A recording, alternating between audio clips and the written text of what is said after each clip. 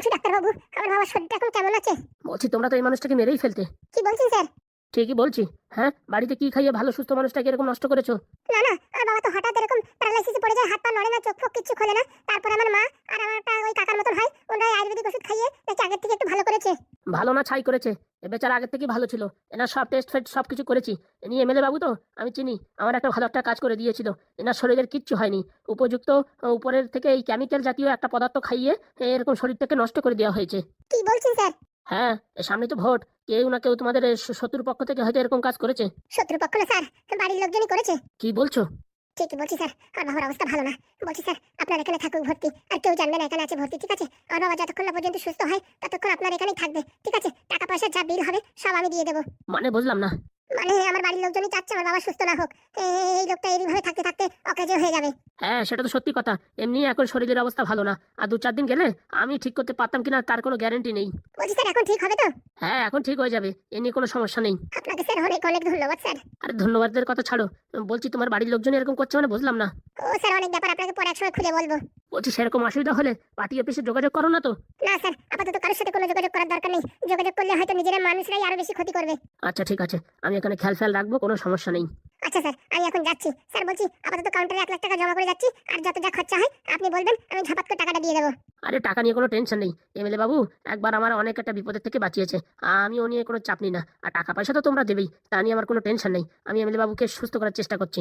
আচ্ছা, আর আপনার এখানে কেউ যদি খবর নিতে আসে যে এমএলএ বাবু ভর্তি আছে কিনা, আপনি বলবেন নেই, আর ওই কাউন্টারেও একটু বলে দেবেন। হ্যাঁ, রিসেপশনে বলে দেবো, কোনো সমস্যা হবে না। আর এমনকি আমার বাবার ওখানে নামটাও এন্ট্রি করবেন না, বুঝতে পেরেছেন? এখন বিশাল বড় তোড়পাড় খেলা চলছে।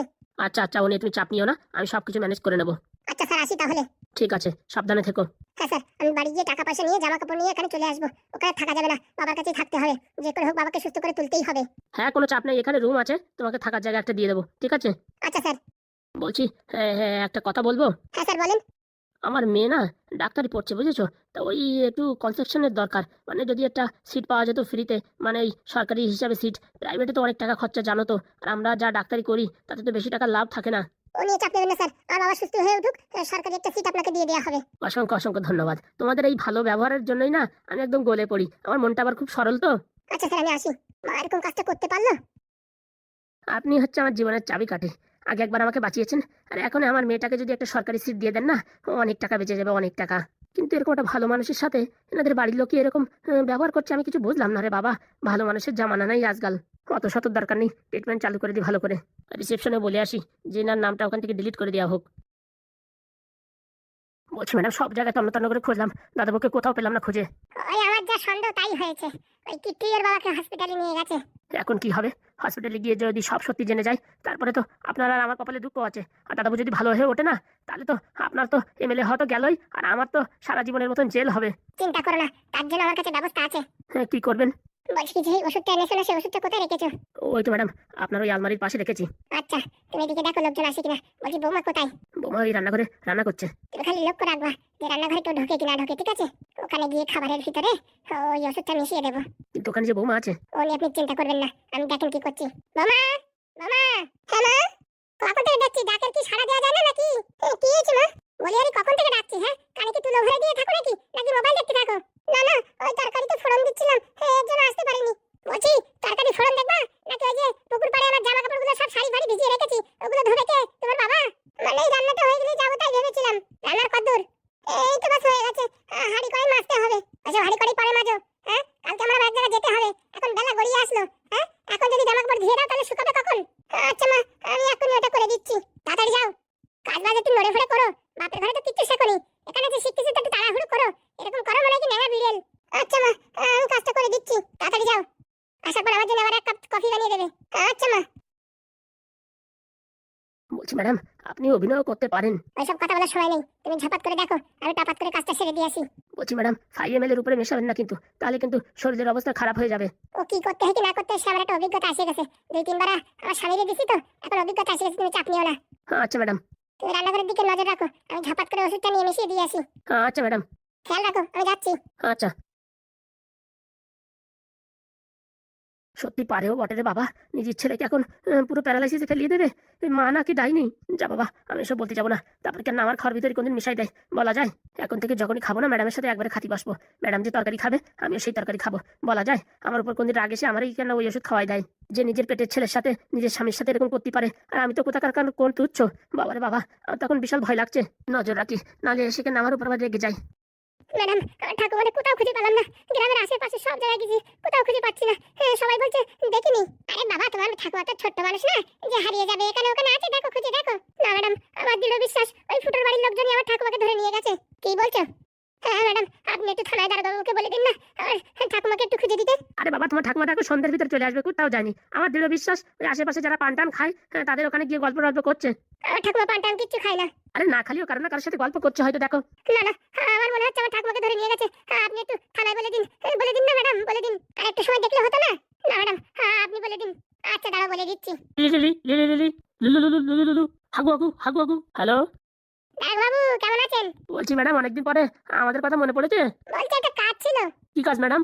কদিন আগে ওই যে একটা বুড়ির মতন মহিলাকে আপনাদের ওই ফুটোদের কাছ থেকে উদ্ধার করা হয়েছে। ফুটোদের বাড়ির ওই কি যেন নাম, ছোট ছোট বাচ্চাদের কাছ থেকে। নেদন নেদন ম্যাডাম, নেদন। হ্যাঁ, আমাদের সন্দেহ হচ্ছে ওই নেদন আবার ওদের তুলে নিয়ে গেছে। কি বলছেন ম্যাডাম? আপনারা বাড়ি ভর্তি লোক আর তার ভিতর থেকে তুলে নিয়ে গেল? আরে ওই ভোটের ফর্ম জমা দিতে গেছিলাম, নমিনেশন ফর্ম, বুঝতে পেরেছেন? সেই সময় এই কাজটা ঘটেছে। আচ্ছা আচ্ছা, আমি তলিয়ে দেখছি। তলিয়ে দেখার সময় নেই, সামনেই ভোট। আর বুঝতে পারছেন তো, আমি যদি এমএলএ হয়ে যাই তখন আপনার মোটামুটি কাজ সব আমি করে দেবো, কোনো চাপ হবে না। আপনি ফুটোদের বাড়ি গিয়ে দু চার ডান্ডা মারেন, দেখেন সব কিছু বলে দেবে। হ্যাঁ ম্যাডাম, হ্যাঁ ঠিক বলেছেন। ঠিক আছে ম্যাডাম, দেখছি। দেখছি না, বেশিক্ষণ হয়নি। এখনই গেলে হাতে নাতে ধরতে পারবে, নাহলে এখানে ওখানে কোথাও লুকিয়ে দেবে। আর বিশেষ করে ওই ছোট মালটা নেদন, ঠিক আছে? ওটারে ওই আড়ার সাথে ঝুলাইয়ে ওর পিছনে একদম গরম গরম লাঠি নরম নরম বাড়ি দেন। ও নিয়ে ম্যাডাম চাপ নেবেন না, আমি সবকিছু সেটেলমেন্ট করে দিচ্ছি। হ্যাঁ, ওই খুঁজে নিয়ে আসেন। বিকালে আপনাদের জন্য একটু জল খাবারের ব্যবস্থা করছি, ঠিক আছে? এই এইসব কথা ম্যাডাম আগে থেকে বললেন তো, এত কথা খরচা করতে হয়? কবেই কাজটা হয়ে যায়। ঠিক আছে, তাহলে রাখছি এখন। হ্যাঁ আচ্ছা ম্যাডাম, দেখেন এই ঘন্টা খানেকের ভিতরে নিয়ে আসছি, দেখেন। ঠিক আছে। আর একটা কথা, ওই এমএলএ কি খবর? এমএলএ কি ভোটে দাঁড়াচ্ছে নাকি ওর বউ দাঁড়াচ্ছে? সে খবর তো এখনো পাইনি, তো যতদূর সম্ভব মনে হচ্ছে ওর বউই ভোটে দাঁড়াচ্ছে। হ্যাঁ, আমি উড়ন্ত খবর সেরকমই পেলাম। বলছি এবার ভোটে যে করেই হোক কিন্তু আমাকে জিতাতে হবে। ম্যাডাম, খালি আপনি আমাদের একটু জলখাবারের ব্যবস্থা রাখবেন, বাকি সব হ্যান্ডেল করে দেবো। কিন্তু বাড়ি বাড়ি গিয়ে প্রচার করতে পারবো না, ওটা কিন্তু আপনাদেরই করতে হবে। ও নিয়ে চাপ নিও না, ও সব ব্যবস্থা আছে। আচ্ছা ম্যাডাম, তাহলে কাজে লেগে পড়ি। ঠিক আছে, রাখছি। এই দেখো কাটকটি, দারোগাবাবুর বলে দিছি, এক্ষুনি অ্যাকশন নিচ্ছে, ঠিক আছে? যদি ফুটোদের বাড়ি থেকে তোমার ঠাকুমারে ধরে নিয়ে যায়, তাহলে নিশ্চিন্তে 1 ঘন্টার ভিতরে তোমার ঠাকুমা বাড়ি চলে আসবে। আর শোনো, এবার বাড়ি আসতে কিন্তু যত্ন করে রেখো। হ্যাঁ, এইভাবে ছেড়ে ছেড়ে হুটহাট করে এখানে ওখানে যেও না। না না ম্যাডাম, এর থেকে কোথাও যাবো না। আর যদি যাই, সঙ্গে ঠাকুমাকে নিয়ে যাবো। হ্যাঁ, বয়স হয়েছে, এখন লক্ষ্য রাখো। কিন্তু আমার একটা সন্দেহ জিনিস হচ্ছে। কিসের সন্দেহ? তোমার ঠাকুমা যে ডেঞ্জার মানুষ, তারে কিডন্যাপ করে নিয়ে যাওয়া এত সোজা না। আর এই বাড়ি দাদাবুও আছে, দাদাবুও কিছু টের পাইনি। বলছি কটকটি, আমার মনে হচ্ছে না তোর ঠাকুমা এদিক ওদিক কোথাও গেছে। ফোন থাকলে তো ফোন করে জানা যেত। আমার ঠাকুমার কাছে কোনো ফোন নেই। বলছি তোমার ঠাকুমাকে এখান থেকে উঠিয়ে নিয়ে যাবে, আর আমার স্বামী যতই গাদা হোক টের পাবে না, তা তো হয় না। একটু ব্যাপারটা বুঝে দেখো। বলছি ম্যাডাম, আবার বলে দিয়েছেন তো কি হয়েছে? ফুটোদের বাড়ি গিয়ে একটু খোঁজ খবর নিল, তাতে তো কোনো সমস্যা নেই। হ্যাঁ, সেটা সমস্যা তো নেই। সামনেই ভোট, তো এখন ফালতু ফালতু কারোর মানে ঝামেলার ভিতরে ফেলানো মানে আমাদের উপর রেগে যাওয়া। কিন্তু তুমি আমার একমাত্র অ্যাসিস্ট্যান্ট, এখন তোমার কথা না শুনেও পারি না। নাহলে বলবা নারকেল বেগম ম্যাডাম চেঞ্জ হয়ে গেছে, আগে থেকে বদলে গেছে, তাই তো বলছো, তার জন্য বললাম। নাহলে তার একটু সময় দেখা উচিত ছিল। আচ্ছা ম্যাডাম, তাহলে আপনি বাড়ি থাকেন, আমি আশেপাশে একটু খুঁজে দেখি। হ্যাঁ, তুমি বরং তাই করো। আচ্ছা ম্যাডাম, ঠাকুমাকে পাওয়া গেলে আমাকে একটু জানাবেন, আমি উত্তর দিকে যাচ্ছি। আচ্ছা ম্যাডাম, তো ঠিকই বলেছে। বাড়ি থেকে যদি তুলে নিয়ে যেত, চেঁচামেচি করলে কমসে কম দাদাবু তো খবর তো পাতো। তাহলে কি আমার ঠাকুমার কি কিডন্যাপ করেনি? তাহলে ঠাকুমা কি এই উত্তর দিকে গেল, কে জানে? বলছি ম্যাডাম, এই বাড়ি থেকে কিডন্যাপ করে নিয়ে যাওয়া চারটেখানি ব্যাপার না, কি বলেন? আরে কোথাও গেছে আশেপাশে কোথাও ঘুরতে, ওই বুড়িকে কি কিডন্যাপ করে নিয়ে যাবে? ওর কাছে কি ধন সম্পত্তি আছে এমন? আমার বাড়ি এত বিশেষ সম্পত্তি, আর কেউ যদি আসতো আমাদের বাড়ি থেকে 2-4টি জিনিসপত্র না নিয়ে যেত, বলো? হ্যাঁ ম্যাডাম, আপনাদের বাড়ির সব যত দামি জিনিস ও যদি ওই বুড়িটি নিয়ে যেত না, সঙ্গে এমনি জিনিসপত্র নিয়ে যেত হাত খরচার জন্য। তাহলে ওইসব ফালতু কটকটির এখন মন রক্ষার জন্য একটু ফোন করলাম। বলছি ম্যাডাম, ফোন তো করেছেন ভালো কথা, কিন্তু ফুটোদের বাড়ি গিয়ে ওই দারোগাবাবু যদি খালি খালি ঝামেলার সৃষ্টি করে না, তাহলে কিন্তু আমাদের কিন্তু ভোটে যেতে একটু মুশকিল হয়ে যাবে। কারণ কি, এই গ্রামে ফুটোদেরও অনেক মানুষ ভালোবাসে। তাহলে কি করবো? এক কাজ করেন, দারোগাবাবু ফোন করে বলেন মোটামুটি ফুটোদের বাড়ি থেকে এক ঘুরলি মেরে আসতি, অত চাপের সৃষ্টি করার কিচ্ছু দরকার নেই, ঠিক আছে? ভালো কথা বলেছিস রে কদম, ভালো কথা বলেছিস। হ্যাঁ, এই সামনেই ভোট, এখন গ্যাঞ্জাম পাকিয়ে আপনার ভোট কাটিং হয়ে যাবে। এক্ষুনি বলে দিচ্ছি, দাঁড়া।